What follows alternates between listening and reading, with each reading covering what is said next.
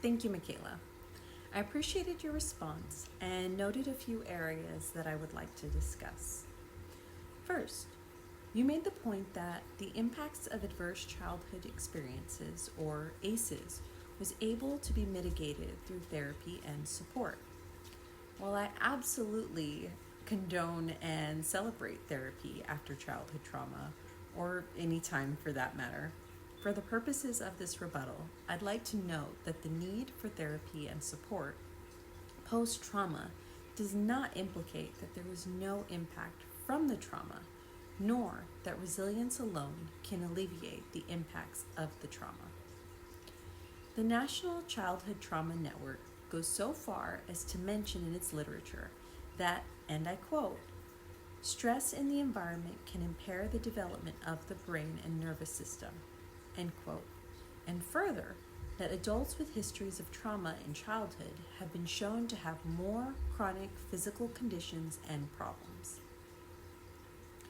A search of peer-reviewed journals within the last 10 years retrieves a multitude of examples illustrating the far-reaching and long-lived impacts of ACEs.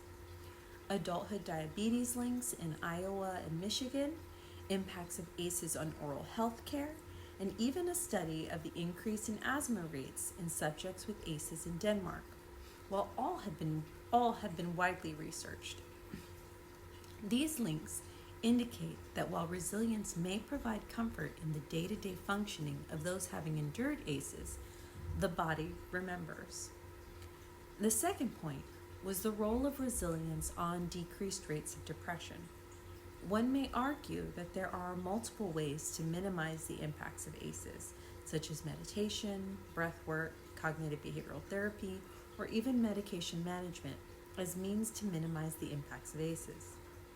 The reality of the fact is that even medication does not eliminate the long-term impacts of childhood trauma alone. It must be paired with some additional form of therapy to have significant impact.